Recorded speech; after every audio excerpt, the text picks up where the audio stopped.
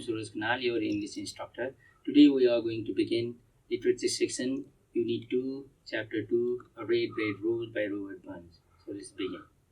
Let's start with poem. Unit 2, A Red, Red Rose by Robert Burns.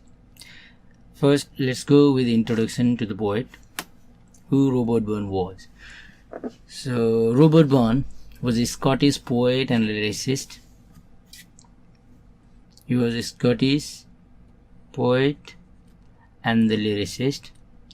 So he is also considered as the national poet of the Scotland, as well as the central figure of the Scottish literature. He is also known as the pioneer, or he is best known as the pioneer of the Romantic moment for his lyrical poetry. As Robert Burns, he was never good in health, so he died on July 21, 1796. So let me repeat this. So Robert Burns, who is best known as a pioneer of the English Romantic moment for his lyrical poetry, and he was never in a good health, so died on July 21, 1796. So let's go with the synopsis of the poem, A Red, Red Rose, what the poem is all about. This poem is a lyrical ballad that describes the speaker's deep love for his beloved and promises that this love will last longer than the human life. So here the speaker disseminates or portrays his deep love for his beloved, and he promises that his love will last longer than anything else. So this is all about portraying how deep he was in love with his beloved. And the next thing, so we can see throughout the poem, is the beloved of the speaker is as beautiful as a red rose and as sweet as the music played in tune. So here the poet has used the literary figure or the literary devices. So the poet in this poem, with the help of literary devices like simile, comparing, or metaphor, even comparing, symbolism, imagery, alliteration, assonance, has presented a vivid, clear, as well as the realistic picture of his profound love. So overall, this poem is all about presenting, or is a realistic picture of his beloved. So let's go with reading of the poem. Oh, my love is like a red, red rose that newly sprung in June. Oh, my love is like a melody that sweetly played in tune. This is the first stanza of this poem. Here, in the first stanza, the speaker describes his love. So here he describes his love and compares. So he compares his love using like, as, so using a simile. So here the speaker describes his love and compares his love with a beautiful rose. He compares his love with a beautiful rose. Not just a rose, rather the rose that is fresh and that is newly sprung in June. Further, the speaker compares his love again with music, a song, a beautiful song that is sweetly played in tune by a skilled musician. So the first stanza here talks about how beautiful his beloved was, and he compares his love with beautiful rose that is fresh and newly sprung in June, and with a music that is sweetly played in tune by a skilled musician. Okay, let's go with the second stanza, Red Red Rose. So, here, second stanza. As far as fair art thou, my bonny lass, so deep in love am I, and I will love thee still, my dear, till the seas gang dry. So let's go with the meaning. Gang means go in Scottish. So thou over here, this means you, and bonny lass. Bonny means beautiful, lass means young girl, till here's heard from earth. So let me revise again. As far do, art over here stands for R. So as fair art thou, my bonny lass, so deep in love am I will love thee still, my dear, till the seas gang dry. So if here in the second stanza, so the speaker further praises her beauty and portrays that he loves her with a deep passion. So she's so beautiful, she's so young, she's so fair that the speaker praises her beauty, and he even portrays that he loves her with a deep passion. So he's so deeply in love I am. That means he is in deep love with his beloved. And the next one, the speaker here also portrays that or disseminates that he is in deep love with her because she is so beautiful. Main reason behind being in love with her is she is so beautiful.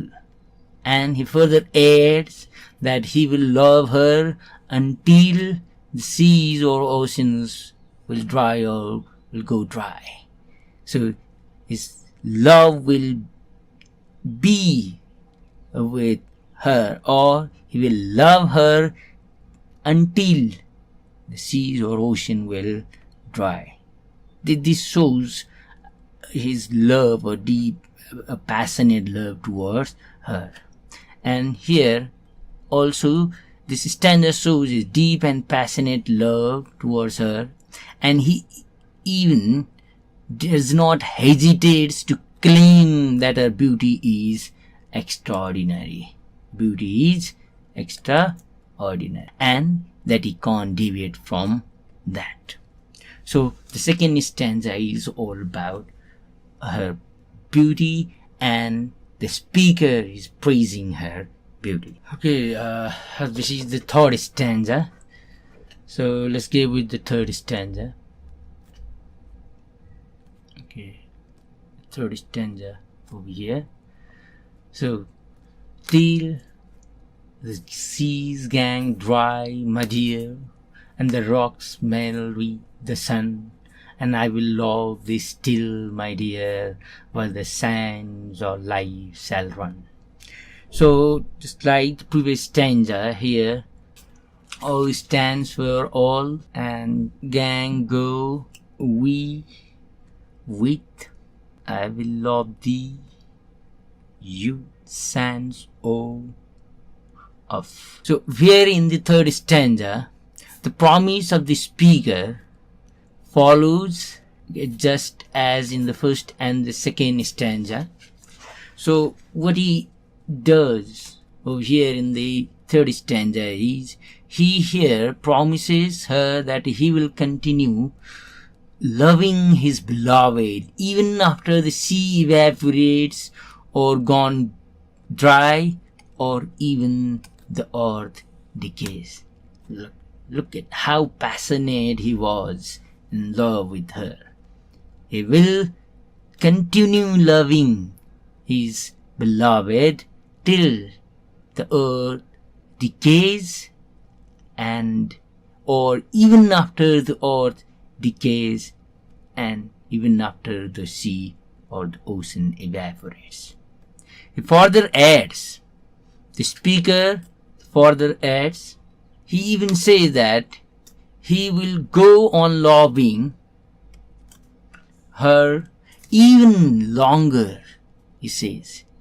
Here he says that he will go on loving her even longer. Till when? Till the rocks melt from the heat of the sun. Look at how passionate he was. He's going to love her even longer. He's portraying that deep love, saying, using this, I will love you till the rocks melt. I will love, and the rocks melt with the sun, and the earth decays, or seas gone dry, oceans evaporates. I will love you till then. And he even goes further and elaborates his love towards her, that he will love until the sands of life shall run. That is, until the end of the human life or the human existence, that the speaker will love her no matter what. Okay, let's go with the fourth stanza. And fare thee, you, W-E-E-L, well, meaning is well, my only love, fare thee well a while, and fare thee well, my only love, and fare thee well a while, and I will come again, my love, though it were 10,000 miles. Though over here stands for though. So let's go with the elaboration. So in the fourth stanza, the speaker concludes. This is the last stanza, and here this stanza the speaker concludes by saying goodbye to his beloved. Here what he says is, here he reminds her, or he says goodbye to his beloved, reminding her, because she is at the center. So here he reminds her that she is the only person, that the speaker loves in the entire world. And the next one, here he also wishes her to have a good life. Here, fare thee well a while. And he even says that her to stay well during their temporary separation. So his farewell, or his fare thee well, fare you well. This farewell is just a temporary farewell. Farewell is temporary.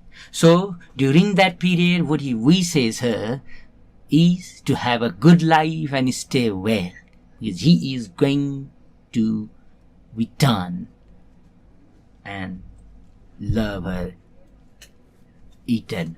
And in the final two lines, the speaker asserts, he asserts. What he says is, he affirms, asserts that his faithful love and promise to return. That is what he asserts in the final line, two line.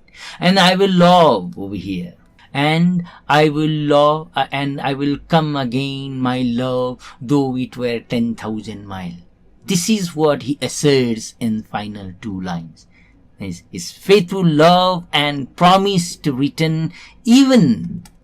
Why? Because even the journey takes a long time, or even it covers a long distance, he will return back.